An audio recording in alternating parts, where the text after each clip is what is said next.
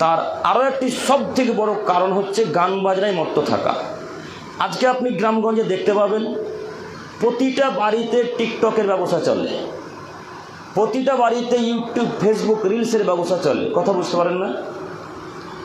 প্রায় বাড়িতে গান বাজনা চলে, প্রায় ছেলে ইউটিউবে ভিডিও করে গান বাজনা ছাড়ে, প্রায় ছেলে ইনস্টাগ্রামে রিলস তৈরি করে ভিডিও ছেড়ে টাকা উপার্জন করে, ইনকাম করে।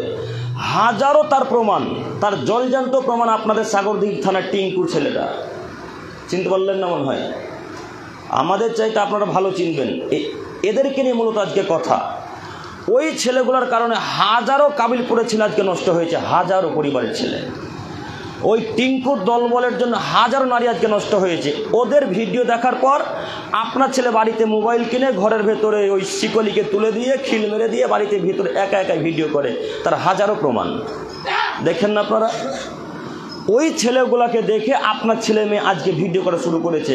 আল্লাহ তাআলা এদেরকে কেন্দ্র করে, এদেরকে উদ্দেশ্য করে বলছেন, হে আদমের ছেলে মেয়ে তোমরা মনে রেখো, ওয়ামিনান নাসি মান ইয়াশতারি লাহুল হাদিস লিয়ুদিল্লা আন সাবিলিল্লাহি বিগাইরি ইলম। আর আমার পথ থেকে, অর্থাৎ আল্লাহর পথ থেকে মানুষকে দূরে সরিয়ে রাখার জন্য তারা গান বাজনা নিয়ে ব্যস্ত থাকে। বাণীকার আল্লাহ। আপনারা কথা একটু আমার মনোযোগ সহকারে শুনুন। এর থেকে দুঃখের বিষয় কি হতে পারে? একটু তো হায়া থাকা উচিত, তাই না? একটু তো লজ্জাবোধ থাকা উচিত, একটু তো ইতস্তবোধ থাকা উচিত, বোধগম্য থাকা উচিত যে সপ্তাহে এক ওয়াক্তের সালাত আদায় করতে এসেছেন জুমার দিন, তারপরে ঘুমাতে হবে? লজ্জা বিদ্যা বুদ্ধি কি সব কাবিলপুর বাজারে বিক্রি করে খেলেন নাকি?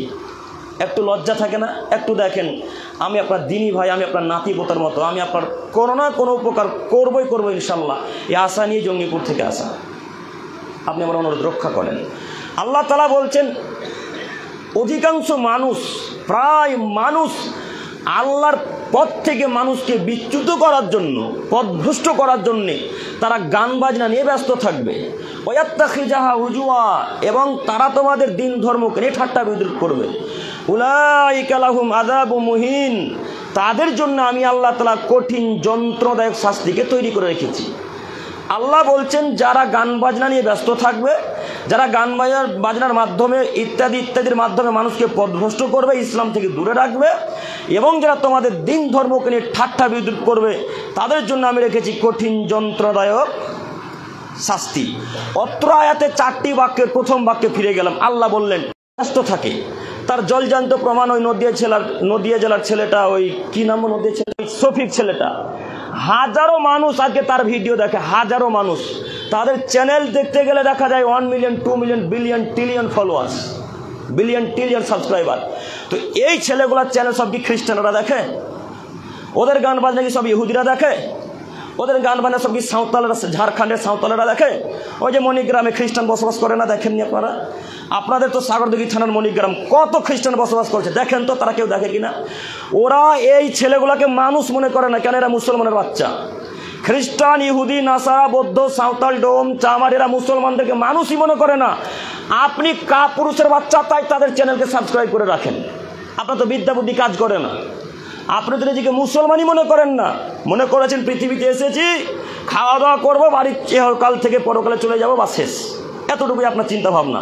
তো আল্লাহর বাণী কি একবার বিবেকের চিন্তা ভাবনা হলো না? আল্লাহ যে বললেন এক শ্রেণীর লোক পৃথিবীতে থাকবে যারা মানুষকে পথভ্রষ্ট করবে। দেখেন তো আপনাদের সাগরদিঘি ছেলেটা, টিঙ্কু যে ছেলেটার নাম আপনারা দিয়েছেন, এই ছেলেটার ভিডিও কত মানুষ দেখে, হাজারো মানুষ দেখে। দেখেন তো, এইদিকে মাগরিবের সালাতের মুয়াজ্জিন সাহেব আজান দিচ্ছে, আর আপনার ছেলে টিঙ্কুর ভিডিওটা দেখছে। এমনও পরিমাণ নেই? এশার সালাতের আজান চলছে, আর ওই ছেলেগুলার ফানি ভিডিও, গান বাজনার ভিডিও আপনার ছেলে মেয়ে, আপনি সহ দেখছেন। বলেন, মানুষ কত নিম্ন পর্যায়ে নামলে শুকরের রূপ নিতে পারে? শুকরের, সোরের। মানুষ কত নিম্ন পর্যায়ে নামলে কুকুরের রূপ নিতে পারে? কুকুরের। মানুষ কত নিম্ন পর্যায়ে নামলে হনুমানের রূপ নিতে পারে? হনুমানের। দেখেন তো ছেলেগুলো হনুমানের রূপ নেই কিনা? কথা বুঝতে পারেন না মনে হয়। মানুষ কত নিম্ন পর্যায়ে নামলে হিজড়াদের রূপ নিতে পারে? হিজড়াদের। যারা 3rd পার্সন, যাদের লিঙ্গ কিছু নেই, তারাকে হিজড়া বলা হয়। মানুষ কত নিম্ন পর্যায়ে নামলে হিজরার রূপ নিতে পারে। আল্লাহর নবী বলছেন, যারা পুরুষ হয়ে মহিলাদের রূপ ধারণ করে, যারা নারী হয়ে পুরুষ রূপ ধারণ করে, যারা পুরুষ হয়ে হিজরাদের রূপ ধারণ করে, যারা নারী হয়ে হিজরাদের রূপ ধারণ করে, এদের উপর আল্লাহর গজব নাজিল হয়, এদের উপর আল্লাহর গজব নাজিল হয়, এদের উপর আল্লাহর গজব নাজিল হয়। আপনি কা পুরুষের বাচ্চা, কা পুরুষ দেখেন, টিঙ্কু ছেলেটা হিজরা সাজে, কখনো মহিলা সাজে, কখনো বানর সাজে, কখনো হনুমান সাজে, আর তার ভিডিও আপনি কা পুরুষের বাচ্চা, কা পুরুষ দেখেন। আপনার লজ্জা হয় না? আপনার হায়া হয় না? আপনার ইতস্তত থাকা উচিত, আপনার বোধগম্য থাকা উচিত। আপনি মুসলমানের পরিচয় দেন, কাবিলপুরে বসবাস করছেন, আহলে হাদিস পরিবারে জন্মগ্রহণ করেছেন, আপনি সালফে সালেহদের মানহাজকে অনুসরণ করেন, আর ওই 3 নম্বর শ্রেণীর 3rd% ছেলেটার ভিডিও আপনার পরিবারে চলে। এই তো আপনি মুসলমানের বাচ্চা, এই তো আপনি মুসলমান। কবে নিজেকে পরিবর্তন করবেন? দেখেন, হাজারো যুবক আজকে ছেলেদের জন্য নষ্ট, হাজারো ছেলে, কখনো হিজড়া, কখনো কুকুর, কখনো বানর, কখনো হনুমান, ইত্যাদি ইত্যাদি ইত্যাদি গান বাজনাতে ব্যস্ত। আপনার ছেলে মেয়েকে তারাই নষ্ট করেছে। আপনি কি মনে করেন? আর এই যে ছেলেগুলো যত বসে আছে দেখেন, এদের মোবাইল চেক করেন, দেখেন ওদের চ্যানেল সাবস্ক্রাইব নইলে ফলো করা আছে। কথা মিলে না মনে হয়? দেখেন, ওদের প্রতি ইন্সপায়ার হয়ে আপনার ছেলে মেয়ে ইউটিউবে একটা চ্যানেল খুলে, ফেসবুকে একটা চ্যানেল খুলে এখন রিলস ভিডিও তৈরি করে গান বাজনা ছাড়ে। এই তো আপনি মুসলমানের বাচ্চা। আল্লাহ নবী আজ থেকে বহু বছর পূর্বে বললেন লা ইয়াকুনানা মিন উম্মতি আকওয়ামুন ইস্তাহিলুনাল হিরা ওয়াল হারিরা ওয়াল খামরা ওয়াল মাআজিব। হে আদমের ছেলে মেয়ে, তোমরা যারা মুমিন, তোমরা যারা মুসলমান, তোমরা যারা আল্লাহকে বিশ্বাস করো, তোমাদেরকে বলছি তোমরা শোনো, অচিরেই আমার উম্মতের সম্মুখে এমন একটা যুগ আসবে, এমন একটা সময় চলে আসবে, তারা মদ, রেশমি পোশাক, জেনা, ব্যভিচার, গান বাজনাকে হালাল মনে করে নেবে। হাদিস বুখারী ও মিসকাত। আল্লাহ নবী বলছেন, অচিরেই আমার উম্মতের সম্মুখে এমন একটা সময় আসবে, এমন একটা যুগ আসবে, এমন একটা সময় চলে আসবে, সেই সময়ের মানুষ, সেই যুগের মানুষ গান বাজনা, মদ, জেনা, রেশমি পোশাক, বাদ্যযন্ত্রকে হালাল মনে করে নিবে। এ কথা আজ থেকে 1450 বছর পূর্বে মুহাম্মদ সাল্লাল্লাহু আলাইহি সাল্লাম ভবিষ্যৎবাণী করেছেন। আজকে তার বাস্তব প্রমাণ কি রাসূলের সাথে মিলে না? আজকে তার বাস্তব ওই ভবিষ্যৎবাণী আজকে অক্ষরে অক্ষরে জল জ্যান্ত মিলে যাচ্ছে আপনার পরিবারের সাথে। আল্লাহ নবী বললেন, আমার উম্মতের মধ্যে এক শ্রেণীর লোক থাকবে, তারা গান বাজনাকে হালাল মনে করে নেবে। তাই তো আজকে প্রায় কাবিলপুরের বাড়িতে, প্রায় কাবিলপুরের চায়ের দোকানে টিভি সিরিয়াল চলে না মনে হয়? তাই তো আজকে প্রায় এলাকাতে, প্রায় বাড়িতে গান বাজনা বাজে, প্রায় মোবাইলে গান বাজনা বাজে, প্রায় বাড়িতেই গান বাজনা বাজে। আরে বিবাহে তো গান বাজনা বাজে, বাড়িতে এমনিতেও বাজে। এই তো আমরা কাবিলপুরের আহলে হাদিস মানুষ, এই তো আমরা সারা পৃথিবীর আহলে হাদিস মানুষ। আমরা শুধু বেদাতীদেরকে ঘৃণা করি, কিন্তু বেদাতীদের চাইতে যে নিকৃষ্ট কাজ আপনার পরিবারে চলছে, সেটা আপনি একবার লক্ষ্য করলেন না, আপনি একবার বিবেচনা করলেন না। আপনাকে দেখাতে চাচ্ছিলাম, আল্লাহ নবী ভবিষ্যৎবাণী, তিনি বলছেন, অচিরেই আমার উম্মতের সম্মুখে এমন একটা যুগ আসবে, মানুষ পরিকল্পনা করবে না, বিবেচনা করবে না যে এটা হালাল না এটা হারাম, এটা হালাল না এটা হারাম, এটা হালাল না এটা হারাম, এটা মানুষ বিবেচনা করবে না। তার জলজান্ত প্রমাণ আজকে 2025 সাল। দেখেন তো মিলে কিনা? আপনার পরিবারে গান বাজনা বাজে, আপনার স্ত্রী খেতে বসবে তো এলসিডি টিভিতে যতক্ষণ সিরিয়াল না চলবে ততক্ষণ আপনার স্ত্রী খাবে না। আপনার ওই বাচ্চা ছেলেটা, 7-8 বছরের বাচ্চা ছেলেটা ভাত খাওয়ার সময় যদি মোবাইল না পায় তাহলে ভাত খাবে না, আর আপনি কাপুরুষ মোবাইল দিয়ে তাকে ভাত খাওয়াচ্ছেন। এরকম পরিবার কাবিলপুরে নাই আছে? আপনার ছেলে মেয়ে ভাত খাবে না, এটাই স্বাভাবিক। ততক্ষণ পর্যন্ত খাবে না যতক্ষণ পর্যন্ত আপনি মোবাইল না দেবেন। আপনার ছেলের স্বভাব আপনি খারাপ করেছেন। আব্দুল করিম সাহেব, কিভাবে আমার ছেলের স্বভাব আমি খারাপ করেছি? আপনি নয়তো আপনার স্ত্রী খারাপ করেছে। এই মাইকের আওয়াজ আমার মা ও বোনের পাচ্ছে, আশা করি হে আমার মা ও বোন, আপনাকে অনুরোধ জানাচ্ছি, নীতি পরিবর্তন করেন। আপনার জন্য আজকে জঙ্গিপুর থেকে আসা, আপনি অনুরোধ রক্ষা করেন। আপনাকে দেখাচ্ছি, দেখেন, আপনার একটা বাচ্চা ছেলের বয়স 5 থেকে 7 বছর, ওই বাচ্চা ছেলেটা কান্নাকাটি করছে। আপনার ওয়াইফ, আপনার স্ত্রী কিচেন রুমে রান্না করছে, তো আপনার ছোট বাচ্চা ছেলে মেয়েটা কান্নাকাটি করছে, তাকে চুপা যায় না। তো এখন মোবাইল হাতে দিলেই চুপে যাবে। তো আপনার স্ত্রী কত বেহায়ার বেহায়া, আপনার স্ত্রী বলছে, আব্বু, আব্দুল্লাহ, আমিনা, ওই যে তাকে মোবাইল আছে বেটা, দেখো, তাকে মোবাইলটা নিয়ে শফিকের ভিডিও দেখো। আপনার স্ত্রী বলেন না?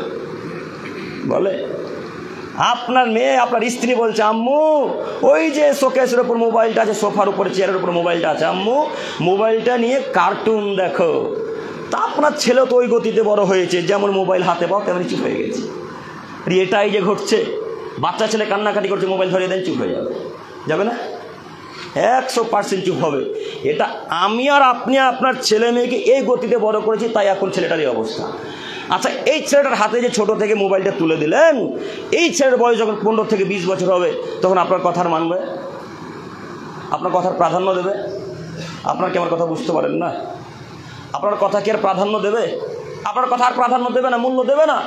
আপনি যখন বলবেন 15 বছর বয়স আপনার ছেলেমেয়ের হবে যখন, তখন যদি বলেন আম্মু মোবাইল এত ঘাঁটতে হয় না, হ্যাঁ কে বলেছে মোবাইল ঘাঁটতে হয় না? প্রায় ছেলের হাতে মোবাইল, প্রায় মেয়ের হাতে মোবাইল। তখন আপনার কথাটা মান্যতা দেবে না। যদি ছেলে মেয়েকে মানুষের মতো মানুষ গড়ে তুলতে হয়, তাহলে আজকে এই ছেলে মেয়ের হাত থেকে মোবাইলকে কেড়ে নিতে হবে ইনশাল্লাহ। যদি মোবাইল হাতে তুলে না দেন, তার কান্নাকাটি করবে 1 ঘন্টা বা 2 ঘন্টা। যদি মোবাইল হাতে তুলে না দেন, তো কান্নাকাটি করবে 1 ঘন্টা অথবা 2 ঘন্টা। আর মোবাইল যদি তুলে দেন, তাহলে কান্নাকাটি ছেলেটা সারা জীবন করবে, কিয়ামতের মাঠেও কান্নাকাটি করবে। কথা বুঝে আসেনি? মোবাইল হাতে তুলে দিলে ছেলেটা সারা জীবন কাঁদবে, সারা জীবন তো কাঁদবে কাঁদবে, কিয়ামতের মাঠেও কান্নাকাটি করবে। এই ছেলেটার এহকালও নষ্ট, পরকালও নষ্ট। এই তো আপনি মুরব্বী সাহেব, এই তো আপনি বাপ। এই জন্য মাঝে মাঝে আমরা বলি 10 বছরের ছেলের হাতে অ্যান্ড্রয়েড ফোন আছে, এর বাপকে আমরা বাপ বলি না, এর বাপকে আমরা কাপুরুষ হিজড়া বাপ মনে করি। এদেরকে আমরা আসল প্রকৃত বাপ মনে করি না। বাপ তো সেই যে 10 বছরের ছেলেকে ভালো করে চলাতে আদেশ করতে পারে। বাপ তো সেই যে বল বেটা প্যান্ট টাকুর নিচে আছে, মেরে দাঁত ভেঙে দেবো বলে, এই কথা যে বলতে পারে সেই বাপ। বাপ 15 বছরের ছেলের হাতে মোবাইল তুলে দিয়েছে, বাপ বলছেন? এই বাপ নয়, এ কাপুরুষ বাপ, এই কাপুরুষ বাপ, এই কাপুরুষ বাপ। এরকম কাপুরুষ বাপকে আমরা আসল পিতা মনে করি না, এদেরকে আমরা কাপুরুষ মনে করি। আপনি কি দেখাতে চাচ্ছেন? আপনি এত বেহায় কেন? এই ছেলেরা, তোমাদেরকে বলছি, তোমরা শোনো। তুমি যুবক আজকে নষ্ট করেছো তোমার ভাইকে, তুমি যুবক তোমার ভাগ্নাকে নষ্ট করেছো, তুমি যুবক তোমার ভাতিজি ভাগ্নিকে নষ্ট করেছো, তুমি তোমার ভাতিজা ভাগ্নির হাতে মোবাইল তুলে দিয়েছো। যখন তোমার ভাই দাদা মোবাইল তুলে দেয়নি, তখন তোমার হাতে অ্যান্ড্রয়েড ফোনটা তার হাতে তুলে দিয়েছো। এই তো তুমি যুবক। তোমাকে চিনি না আমি? তুমি এত বেহায়া, তুমি কখন বেহায়া হয়ে গেলে? কখন তুমি খ্রিস্টান নীতিতে গেলে? তোমাকে আবারও দেখাচ্ছি, দেখো তোমার হাতে একটা অ্যান্ড্রয়েড ফোন আছে, এটা মনে করেন আমার অ্যান্ড্রয়েড ফোন। এই অ্যান্ড্রয়েড ফোন আমারও আছে, আপনারও আছে, বা এমনি সুইচওয়ালা ফোনও থাকতে পারে। এই ফোন থেকে আপনাকে যখন ফোন লাগাচ্ছি, তখন আপনার মোবাইলের ভেতর থেকে একটা গান বাজনা আসছে, আসে না? যাকে আপনারা নাম দিয়েছেন কলার টিউন। এরকম কথা বুঝতে পারলেন না মনে হয়? আমি আব্দুল করিম বিন আমিনুল ইসলাম আপনাদের এলাকার আব্দুর রহমানকে কল দিয়েছি কাবিলপুরের। তো আব্দুর রহমানের মোবাইলের ভেতর থেকে একটা গানের শব্দ আসছে, গান ভেসে আসছে, যেটা কলার টিউন নামে সেভ করেছেন। এখানে বিভিন্ন রকমের গান, গজল, সুরা সব কিছু পাওয়া যায়। পাওয়া যায় না? পাওয়া যায়। তো আচ্ছা, আপনি কলার টিউনটা গান হিসেবে রাখলেন কেন? কলার টিউনটা গান রাখলেন কেন? আব্দুল করিম সাহেব, কোরআন তেলাওয়াত কি রাখা যায়? না, কোরআন তেলাওয়াত রাখবেন না। এমনি ভালো কিছু রাখলে রাখেন, নাহলে গান বাজনা তো যাবেই না, একেবারে হারাম। তো আপনি যে গান বাজনা রাখলেন, তা আপনি একবার চিন্তা ভাবনা করলেন না যে গান বাজনা হালাল না হারাম? আপনি গান বাজনা রাখলেন, তো আমি ফোন করলাম, আমি পাপ করলাম, আমিও পাপের অধিকারী হলাম, হলো না? হলাম কি? আপনার ছেলেকে আপনি কল দিবেন, গান বাজনা শুনবেন, তখন আপনিও পাপী। কথা কি বোঝাচ্ছে ভাই? আপনিও পাপী। একটু এবার দেখেন তো এই ছেলেটার বিদ্যা কত দেখেন। এই ছেলেটা বলছে, ও আব্দুল করিম সাহেব, জাহান্নামকে আমি একাই যাব? জাহান্নাম তো একাই যাব না। আমাকে যত মানুষ ফোন করবে, যত মানুষ কল করবে, সবাই তোমার গান বাজনা শুনবে, শুনে পাপী হবে, পাপী করে সবাইকে নিয়ে একসাথে জাহান্নামে থাকবো। এদিকে তার বিদ্যা কিন্তু ঠিকই কাজ করে, এদিকে তার বিদ্যা ঠিকই কাজ করে। তাই তো প্রায় ছেলের মোবাইলে কলার টিউন, তাই তো প্রায় ছেলের মোবাইলে গান বাজনা বাজে। 1999টা ছেলের মোবাইল এখন চেক করেন, গান বাজনা পাবেন ইনশাল্লাহ, ইনশাল্লাহ পাবেন। আপনি কি মনে করেছেন এই ছেলেকে আপনি সৎ ছেলে মনে করেছেন? এই ছেলে আপনার স্ত্রীকে দেখবে পরকালে? এই ছেলে আপনার স্ত্রীকে আপনার মরার পর দেখবে? জি না, কখনো নয়। যেই ছেলে গান বাজনায় ব্যস্ত, যে ছেলে মদের জুয়ায় ব্যস্ত, যে ছেলে জুয়ার আড্ডায় ব্যস্ত, এই ছেলে আপনার স্ত্রীকে কখনো দেখবে না। এই ছেলে মানুষ নয়, এ আগাছা, এ অশিক্ষিত ছেলে, এ নোংরা ছেলে। এই সমস্ত ছেলেকে তুলে ডাস্টবিনে লাথি মেলে ফেলে দিতে হবে, নাহলে এই যে পাশে নদী আছে নদীতে ভাসিয়ে দিতে হবে। এই ছেলে সমাজের উপকার করতে পারে না, এই ছেলে জাতির উপকার করতে পারবে না, এই ছেলে মসজিদের উন্নতি করতে পারে না। ওই যুবক মসজিদের উপকার করতে পারে, ওই যুবক জাতির উপকার করতে পারে, ওই ছেলে সমাজের উন্নতি করতে পারে যে একেবারে দাড়ি ছেড়ে দিয়ে 5 ওয়াক্ত সালাত আদায় করে দিয়ে গানের মুখে লাথি মেরে দিয়ে সারা পৃথিবী অশ্লীল কথাবার্তার মুখে লাথি মেরে দিয়ে আল্লাহর পথে ফিরে এসেছে। এই যুবক মসজিদ তৈরি করতে পারে, এই যুবক মাদ্রাসা তৈরি করতে পারে, এই যুবক মায়ের সাথে ভালো আচরণ করতে পারে, এই যুবকই পাড়া প্রতিবেশীর সাথে ফকির মিসকিনের সাথে ভালো আচরণ করতে পারে। তাছাড়া এই 3 নম্বর শ্রেণীর যুবক দিয়ে হবে না। এই 3 নম্বর শ্রেণীর ছেলেরা যারা গান বাজনা শোনেন, যারা ওই টিঙ্কুর ভিডিও দেখে, যারা শফিকের ভিডিও দেখে, যারা ফানি ভিডিও দেখে, যারা পর্ন ভিডিও দেখে, যারা ব্লু ফিল্ম দেখে, এই ছেলেদের সমাজের কোনো উপকার হবে না। কি দিয়ে আপনি মনে করলেন এই ছেলেদের সমাজের উপকার হবে? যার দাঁড়িয়ে নেই তাকে সভাপতি করতে হবে, কোন মায়ের বেটা বলুন? কে বলেছে? যার প্যান্টে টাকুন নিচে তাকে ক্যাশিয়ার বানাতে হবে, কোন মায়ের বেটা শিক্ষা দিল আপনাকে? গ্রামে আলেম নয় আপনাদের কাবিলপুর এলাকা আলেমদের এলাকা, আপনাদের কাবিলপুর এলাকা শিক্ষিত এলাকা। আমরা ছোট থেকে শোনাচ্ছি পিতা মাতার মুখে, আব্বুর মুখে, দাদুর মুখে। আপনি কি মনে করেন এত বড় এলাকায় মাদ্রাসা আছে, এত লোকের মুখে দাঁড়িয়ে আছে, সব লোককে বাদ দিয়ে যে লোকটা গান বাজনা নিয়ে ব্যস্ত থাকে, যে সারা রাত গান বাজনায় ব্যস্ত থাকে, তাকে সর্দার বানাতে হবে কেন? তাকে ক্যাশিয়ার বানাতে হবে কেন? আমি আপনার দিনী ভাই, আপনার কথা খারাপ নিয়েন না, আপনার সাথে আমার কোনো শত্রুতা নেই, আপনার সাথে আমার কোনো শত্রুতা নেই। আমি আপনার কাছে নতুন, অতএব কথা এইভাবে নিয়েন না যে আব্দুল করিম ভাইয়ের সাথে আমাদের শত্রুতা আছে। আপনাদের সাথে কোনোদিন ঝামেলা হয়েছে আমার? কোনোদিন টাকা পয়সা নিয়ে ঝগড়া, কোনোদিন জমি জায়গা নিয়ে ঝামেলা, কোনোদিন কথাবার্তা নিয়ে ঝামেলা? কোনোদিন হয়নি। এইবার হয়তো 2বার মনে আসা হলো এখানে, না 2য়বার হয়তো রানিং। তো আপনাদের সাথে আমার কোনো ঝামেলা নেই। কাজে মনে রাখিয়েন না যে আপনার সাথে শত্রুতা রেখে কথা বলছি। জি না, আমি আপনার সাথে শত্রুতা রাখতে আসি না। আমি বলতে চাচ্ছি নীতি পরিবর্তন করেন। ওই যুবক পরকাল থেকে, যে পরকালের ক্ষতিগ্রস্ত পথ থেকে বাঁচতে পারেন, যে যুবক গান বাজনার মুখে লাথি মারবে, টিঙ্কুদের মুখে লাথি মেরে পরকালের ভয় রেখে এহকালে তওবা করে আল্লাহর কাছে ফিরে আসবে, তারাই মূলত পরকাল এবং এহকাল উপকার করতে পারে। মনে থাকবে ইনশাল্লাহ। ইনশাল্লাহ। আল্লাহ তুমি আমাদেরকে বুঝার তৌফিক দান করো, সকলে বলি আমিন।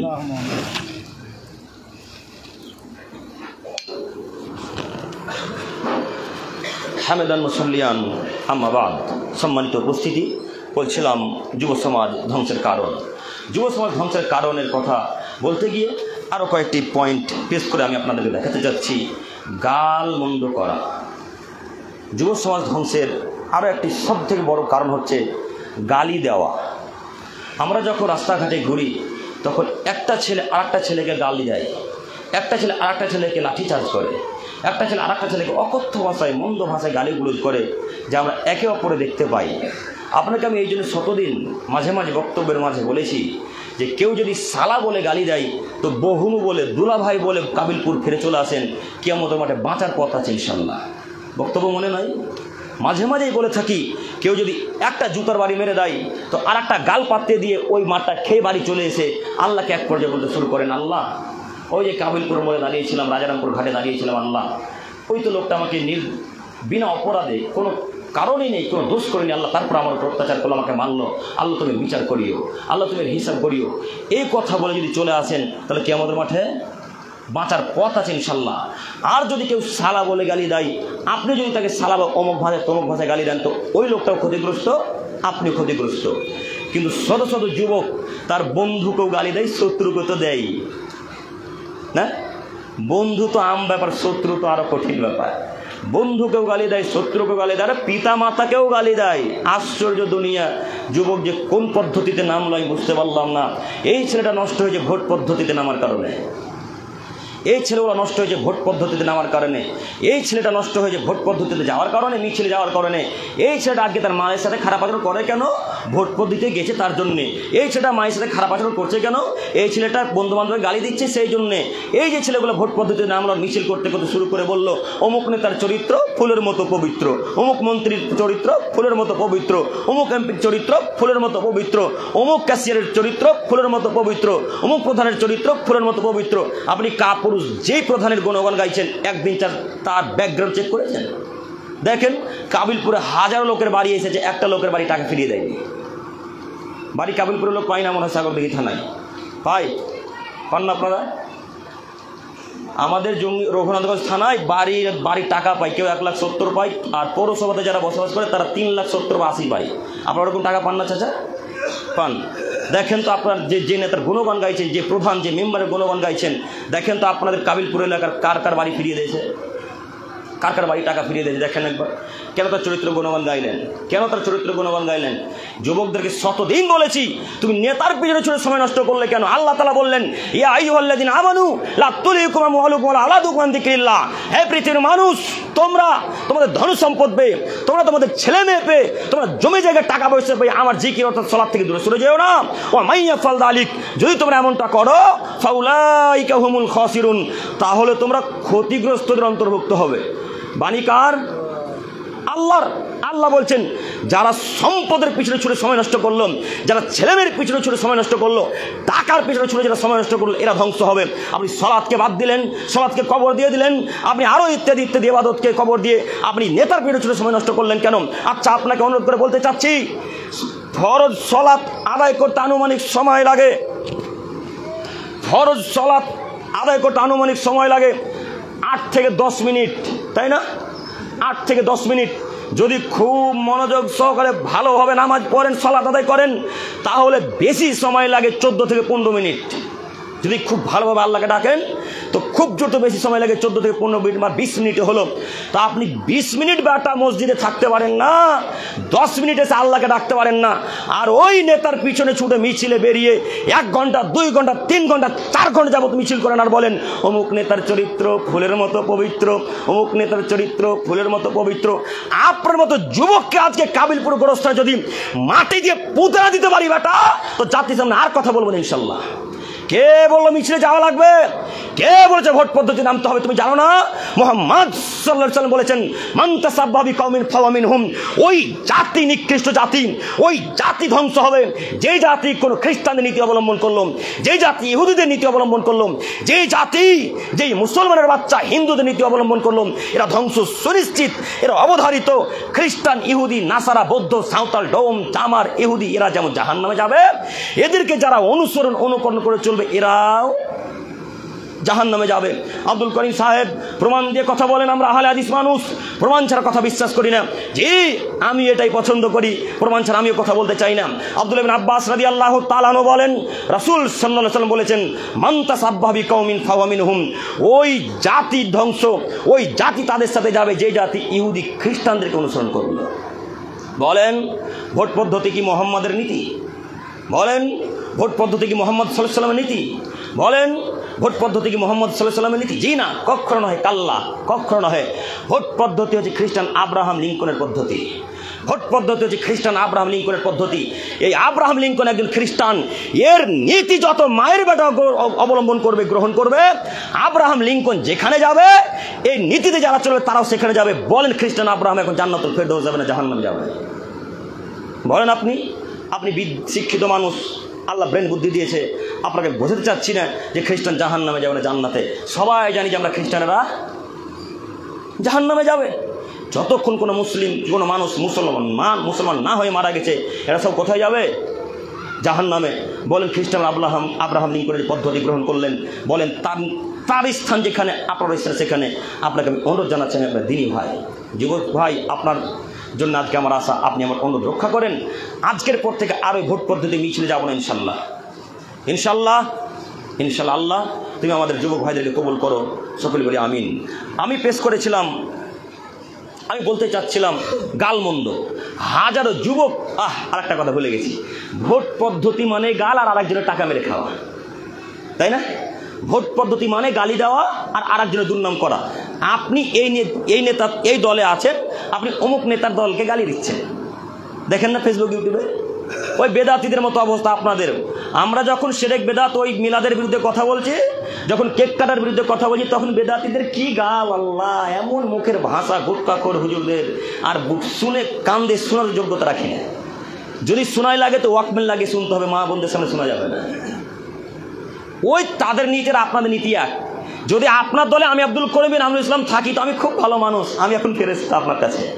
আর যদি আপনার দল থেকে আমি অমুক দলে চলে যাই, আব্দুল করিম খারাপ, আব্দুল করিম অমুক, আব্দুল তমুক, অমুক বাচ্চা, অমুকের বাচ্চা, মানুষই নয়, কত কি দিলেন তা। এই তো ভোট পদ্ধতি। আল্লাহ বলছেন, আদমের ছেলে মেয়ে তোমরা শোনো, ওই লুল্লি কুল্লি হুমাজাতিল লুমাজা।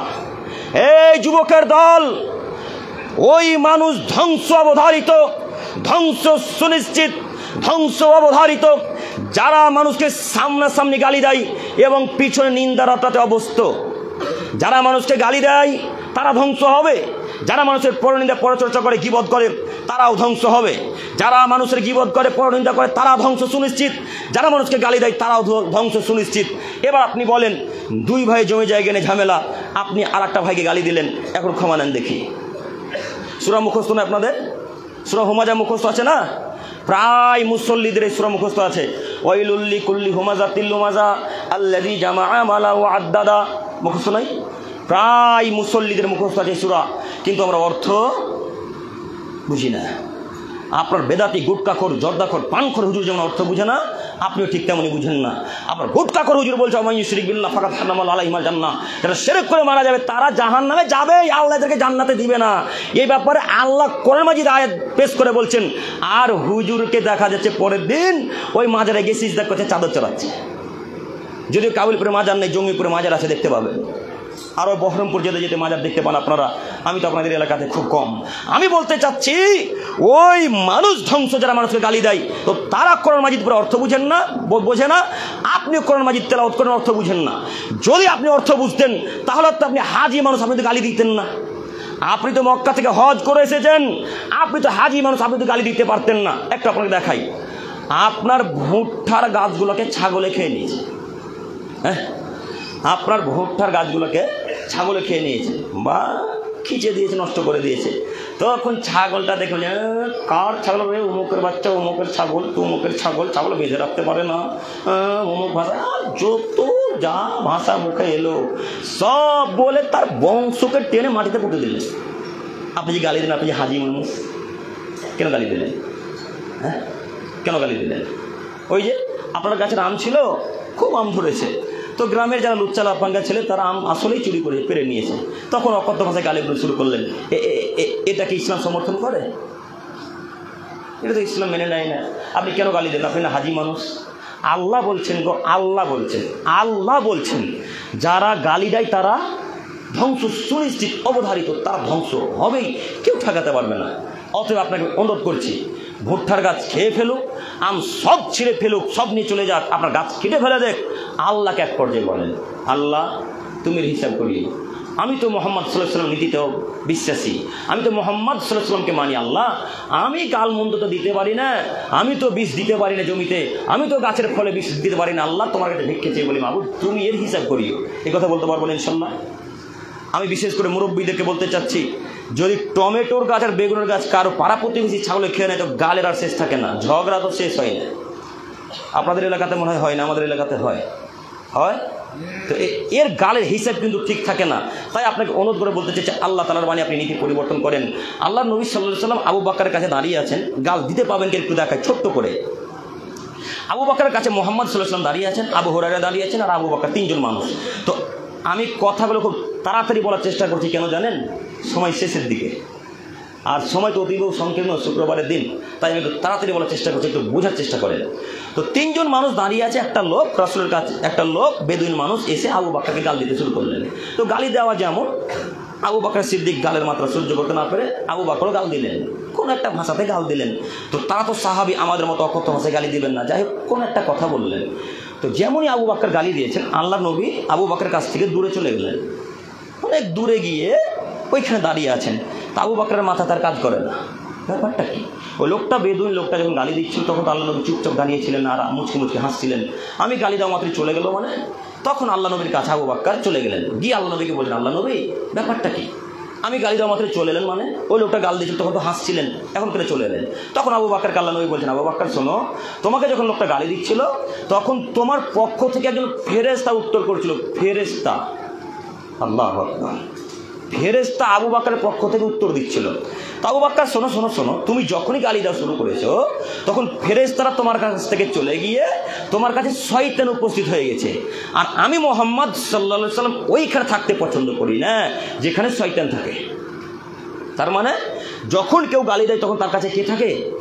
শয়তান থাকে। ওই হাজির কাছে এখন শয়তান আছে, ওই লোকটার কাছে এখন শয়তান আছে যে গালি দিয়েছে। যুবক ভাই, আমি আপনার ধ্বংসের কারণ দেখাতে এসেছিলাম, অনেকগুলো কারণ আছে, কোনো এক পর্যায়ে শোনাবো ইনশাল্লাহ। আপনাকে এখানে কয়েকটি কথা বলতে চাচ্ছিলাম। আজকের পর থেকে আর যতই বিপদ আসুক, যতই কষ্ট দেখ, পাড়া প্রতিবেশী কাউকে অন্তত মুখের ভাষা দিয়ে গালি দেবো না ইনশাল্লাহ, ইনশাল্লাহ, ইনশাল্লাহ। আজকের আলোচনার শেষ হাদিস, শেষ বাক্য, সেটা হচ্ছে এই যে, আচ্ছা লিখেছিলাম ভুলে গেছি, ইলম থেকে দূরে থাকা, জ্ঞান অর্জন না করা থেকে দূরে থাকা।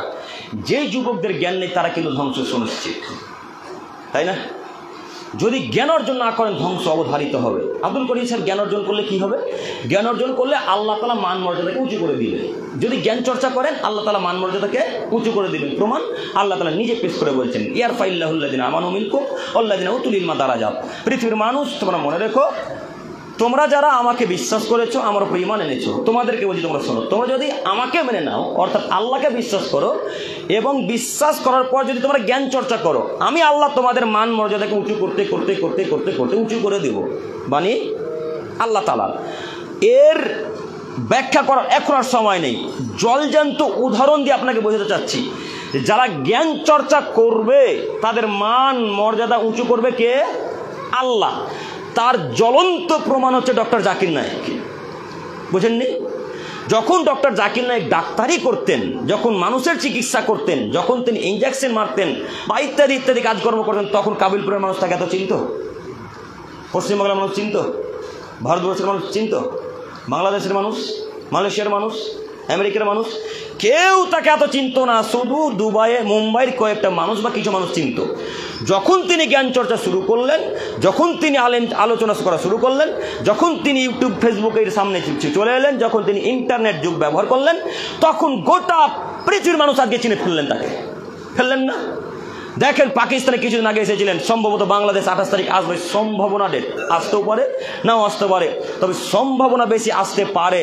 আমি বাংলাদেশ থেকে গত 2 দিন আগে এসেছি, যেখানে তিনি আসবেন সেখানে আমার আলোচনা ছিল। সেখানকার লোককে, সেখানকার সভাপতি ক্যাসেদেরকে জিজ্ঞাসা আসবেন কি, তখন তারা বললেন সঠিক তো বলতে পারি না, তবে ইনশাল্লাহ আশা করা যায় 28 নভেম্বর আসতে পারেন। এটা সম্ভাবনা ডেট, কনফার্ম নয়। তো তার সম্মান, আল্লাহু আকবার। পাকিস্তানে যখন এলেন তখন যত বড় বড় মন্ত্রী, যত দামি দামি ব্যবসায়িক, যত বড় বড় লোক, ক্যাশিয়ার, সব লোক এসে তাকে ফুল দিয়ে ওয়েলকাম, স্বাগতম জানাতে এসেছিলেন। দেখেননি ভিডিও? দেখেছিলেন না? কত সম্মান, আল্লাহু আকবার। এমনি সম্মান আল্লাহ উঁচু করলেন। ওই যে আল্লাহ বললেন, যারা জ্ঞান চর্চা করো তাদের সম্মান আমি আল্লাহ উঁচু করে দিব, যারা জ্ঞান চর্চা করো তাদের মান মর্যাদা আমি আল্লাহ উঁচু করে দেবো। কথা আল্লাহ বলছেন, আল্লাহর নবীও বলছেন। অতএব আরও কত লোকের উদাহরণ দেব। ডক্টর আসাদুল আল গালিব স্যার, বাংলাদেশের প্রখ্যাত আলেম, খুব দামি আলেম, বড় আলেম, 5 ভাষার সমমানের পণ্ডিত, 5 ভাষার সমমানের পণ্ডিত। বাংলাতে যেমন কথা বলতে পারে যেইরূপ, আরবিতেও কথা বলতে পারে, আরবিতে যেইভাবে কথা বলতে পারে, ফার্সিতেও বলতে পারে, আরে ফার্সিতে যেভাবে বলতে পারে, ইংরেজিতে কথা বলতে পারে, আরবিতে কথা বলতে পারে, 5 ভাষা সমমানের পণ্ডিত। ইনি যখন কোনো প্রোগ্রামে যান, লোকে আঁটে না, আল্লাহ কত সম্মান দিলেন। কেন বলেন দেখি? কেন? জ্ঞান চর্চা। আব্দুর রাজ্জাক বিন ইউসুফ সাহেব চেনেন না? কে না চিনে তাকে? কে না চেনে? যেখানেই যাই শুধু আব্দুর রাজ্জাক বিন ইউসুফ সাহেবের নাম, যেখানেই যাই। আরে আব্দুর রাজ্জাক বিন ইউসুফ সাহেবের মাদ্রাসায় গিয়েছিলেন? জি হ্যাঁ, গিয়েছিলাম। সারা পৃথিবীর যুবক আজকে তাকে নিয়ে ব্যস্ত। সারা পৃথিবীর যুবক তার বক্তব্যের আলোচনাতে, সারা সবাই পৃথিবীর মানুষ পাগল প্রায়। তো মান মর্যাদা কত উঁচু! যখন তিনি বড় বড় জায়গাতে বক্তব্য দিতে যান, মানুষ জায়গা দিতে পারেন, আলহামদুলিল্লাহ। আর বাংলাদেশের প্রোগ্রাম তো আমাদের ইন্ডিয়ার মতো ছোট প্রোগ্রাম নয়। এই মাথা থেকে ওই মাথা দেখতে পারবেন না, এত লোক। এই মাথা থেকে, চেয়ার থেকে বসে, স্টেজ থেকে বসে, সামনে কত লোক আছে বুঝতে পারবেন না, একেবারে শেষ মাথা পর্যন্ত দেখা যায় না, এত লোক। আল্লাহু আকবার। মান মর্যাদা কত উঁচু! যুবক ভাই, আপনাকে অনুরোধ করতে চাচ্ছি, আপনার মান মর্যাদা আল্লাহ উঁচু করবে ইনশাল্লাহ। একদিন আপনাকে জ্ঞান চর্চা করতে হবে। পারবেন ইনশাল্লাহ? আপনার আজকে জ্ঞান নেই, তার কারণে তো আমেরিকা থেকে আপনি ভারতবর্ষে একটা ব্রিজ তৈরি করার জন্য ইঞ্জিনিয়ারকে ডেকে আনছেন, ভাড়া করে নিয়ে আসছেন। কথা বুঝতে পারলেন না? আপনার আজকে বিদ্যা নেই, তার কারণে এই রাজারামপুর থেকে চুয়াপুকুর যাওয়ার জন্য একটা ব্রিজ তৈরি করবেন, তখন তো আপনি পারবেন না, আপনি তো অশিক্ষিত মানুষ। এখন ইঞ্জিনিয়ার আসবে কোথা থেকে? চায়না থেকে, আমেরিকা থেকে, মালয়েশিয়া থেকে, দুবাই থেকে, বড় বড় ইঞ্জিনিয়ার সেখান থেকে আসবে। তারা বেটা আপনাকে আদেশ করবে, এখানে মাটি দাও, ওখানে পাথর দাও, ওখানে সিমেন্ট দাও, আর আপনি তাদের কথাতে চলবেন। এই তো আপনি যুবক, আপনার বিদ্যা বুদ্ধি কিছুই কাজ করে না। অথচ নীতি এমন হওয়া উচিত ছিল আপনি দায়িত্ব দিবেন আর আমেরিকার মানুষ আপনার আন্ডারে কাজ করবে, এমনটা হওয়া উচিত ছিল। তা আপনি তো কখনো কখনো কাপুরুষ হয়ে গেলেন, মোবাইলে ব্যস্ত, ফ্রি ফায়ারে ব্যস্ত, পাবজিতে ব্যস্ত, বোর্ডে ব্যস্ত, ক্যারাম বোর্ডে ব্যস্ত, তাসে ব্যস্ত, জুয়াতে ব্যস্ত, মদে ব্যস্ত, কত কাজে ব্যস্ত। বিদ্যাকে মাটি তুলে পুঁতে দিয়ে আপনি তখন তাদের নিচে কাজ করতে শুরু করলেন। আপনার বিদ্যা নেই, তার কারণে আজকে আপনার চোখের সামনে আপনারা বিড়ি পান করে আপনি কিছুই বলতে পারেন না। ও মুরব্বী সাহেব, কথা খারাপ নিচ্ছেন নাকি? কথা খারাপ নিয়েন না, হক কথা বলতে এসেছি, হক কথা বলে চলে যাও। তিতা লাগলেই কি আর মিঠা লাগলেই কি, একটু আপনি শোনেন। আজকে আপনার বিদ্যা নেই, তার কারণে আপনার চোখের সামনে আপনার ছেলে বিড়ি পান করে, আপনি কিছু বলতে পারেন না। আজকে আপনার বিদ্যা নেই, তার কারণে আপনাদের গ্রামে চায়ের দোকানে টিভি চলে, আপনি কিছু বলতে পারেন না। আল্লাহ নবী বলছেন, আবু বকর সিদ্দিক রাদিয়াল্লাহু তাআলা তিনি বলেন, তিনি বলেন, রাসূল সাল্লাল্লাহু আলাইহি ওয়াসাল্লাম বলেছেন, ওই কম ধ্বংস হবে, ওই কমের উপরে জাতির উপর আযাব নেমে আসবে যে জাতি পাপের কাজে মানুষকে বাধা দিল না, যে জাতি পাপের কাজে মানুষকে বাধা দিল না, তখন ওই জাতির উপর আযাব চেপে আসবে। সারা পৃথিবীর মানুষ দোয়া করবে, কাবিলপুরের সারা মানুষ আল্লাহর কাছে দোয়া করে বলবে, আল্লাহ এই বিপদ তুমি আমাদের কাছ থেকে উদ্ধার করো, আল্লাহ এই বিপদ আমাদের উপর থেকে টেনে নাও। আল্লাহকে এই পর্যায়ে বলতে শুরু করবেন, তখন আল্লাহ তাআলা বলবেন, ও মুরব্বী সাহেব, কাবিলপুরের মানুষ, জঙ্গিপুরের মানুষ, সারা পৃথিবীর মানুষ, তোমাদেরকে বলছি শোনো, এই দোয়া আর কবুল হবে না। কেন? পাপ কাজ যখন হচ্ছিল তখন বাধা দাওনি, তার কারণে। ওই যে দোকানে টিভি চলছে, একদিন বাধা দিয়েছেন? ওই যে আপনাদের মুদিখানার দোকানে বিড়ি বিক্রি হচ্ছে, সিগারেট বিক্রি হচ্ছে, গাঁজা বিক্রি হচ্ছে, হিরোইন বিক্রি হচ্ছে, মদ বিক্রি হচ্ছে, একদিন বাধা দিয়েছেন? বাধা দেননি। কেন? শুধু সর্দারকে বাধা দিতে হবে, কে বললো? সর্দার যেমন বাধা দিতে পারে, গ্রামের সব থেকে নিম্ন পর্যায়ে যেটা লোক সেও বাধা দিতে পারে। যেমন ক্যাশিয়ার বাধা দিবে, সব থেকে গ্রামের নিম্ন পর্যায়ে যে লোক সাধারণ জনতা সেও বাধা দিবে। সবার জোরালো ক্ষমতা থাকে, একবার সমান অধিকার থেকে বাধা দেওয়া। একদিন বাধা তো দিলেন না। বিদ্যা নেই, তার কারণে বাপ বেটা একসাথে বিড়ি খান। আর আশ্চর্য লাগে, বাপ বেটাকে বলে, বেটা ওই যে মুদিখানার দোকানে এক মুঠা বিড়ি এনে দাও, বাপ বেটাকে বলে। কাবিলপুরের মানুষকে আমি চিনি না মনে করেছেন? আমি প্রায় মানুষকে আপনাদের চিনি, যাতায়াত আছে, আপনি কি মনে করেছেন? বাপ যদি বেটাকে বিড়ি আনতে বলে, এই ছেলেকে বাপকে যদি শিক্ষিত বলেন, তাহলে আসলে অশিক্ষিত কে আসলে অশিক্ষিত? এই বাপই তো অশিক্ষিত। সম্মানিত মুরব্বী সাহেব, জুমার সময় শেষ হতে আসলো, আমি আর লং করতে চাচ্ছি না, যদি অনেক কিছু বলার ছিল। শেষ পর্যায়ে এসে বলতে চাচ্ছি, যুবক ভাই, অনেকেই যুবক আছেন এখানে দেখতে পাচ্ছি, আমি আপনাদের কাছে একটা আশা রাখছি যে কারণগুলি আজকে অন্তত পেশ করলাম, মান্যতা দিতে পারবো ইনশাল্লাহ। আল্লাহ তোমার কাছে ভিক্ষা চেয়ে বলি, জুমার দিনে মেম্বারে উঠে আছে, আল্লাহ তুমি আমাকে সহ আমার যুবক ভাইদেরকে কবুল করে নাও, সকলে বলি আমিন। আল্লাহ তুমি যুব সমাজ ধ্বংসের যতগুলো কারণ বললাম, আরও অনেক কারণ আছে আল্লাহ, সময় অতি সংকীর্ণ, যতটুকু পারলাম তৌফিকে ছিল ততটুকু বললাম। আল্লাহ তুমি আমাদের সেই মোতাবেক আমল করার তৌফিক দান করো, সকলে বলি আমিন। আল্লাহ গো, তোমার তো দয়ার অভাব নাই, তোমার তো ক্ষমার অভাব নেই। আল্লাহ তুমি যদি একবার আমাদের প্রতি দয়া করো, আমরা তো সবাই ভালো হয়ে যাব। আল্লাহ তুমি যদি একবার বলো কুন ফায়াকুন, হওয়া বললে হয়ে যায়। আল্লাহ তুমি একটু আমাদের উপর দয়া করে তুমি আমাদের সমস্ত পৃথিবীর আহলে হাদিস এবং সারা পৃথিবীতে যত মানুষ বিভ্রান্ত হয়ে আছে, পথভ্রষ্ট হয়ে আছে, আল্লাহ তুমি প্রত্যেককে তোমার রাসূলের পদ্ধতিতে চলার তৌফিক দান করো, সকলে বলি আমিন। আল্লাহ তোমার দরবারে ভিক্ষা চেয়ে বলি, মাবুদ তুমি আমাদের সকলকে তোমার রাসূলের দেওয়া পদ্ধতিতে সালাত আদায় করতে তৌফিক দান করো। আল্লাহ তোমার কাছে ভিক্ষা চেয়ে বলি, মাবুদ তুমি আমাদের সকলকে গান বাজনা রাসূলের ভিডিও দেখা থেকে বিরত থাকার তৌফিক দান করো, সকলে বলি আমিন। আল্লাহ গো, তোমার কাছে ভিক্ষা চেয়ে বলি, মাবুদ তুমি আমাদের পিতামাতার সাথে, ভাই বোন, আত্মীয় স্বজনের সাথে, ফকির মিসকিনদের সাথে যেন ভালো আচরণ ব্যবহার করতে পারি, সেই তৌফিক দান করো, সকলে বলি আমিন। এখান থেকে আলোচনা শেষ করলাম। সুবহানাকা আল্লাহুম্মা ওয়া বিহামদিক, আশহাদু আল্লা ইলাহা ইল্লা আনতা, আস্তাগফিরুকা ওয়া আতুবু ইলাইক। আল্লাহুম্মা সাল্লি ওয়া সাল্লিম আলা নাবিয়িনা মুহাম্মদ সাল্লাল্লাহু আলাইহি ওয়াসাল্লাম। আসসালামু আলাইকুম ওয়া রাহমাতুল্লাহি ওয়া বারাকাতুহু। সকলে আমার জন্য দোয়া করবেন ইনশাআল্লাহ।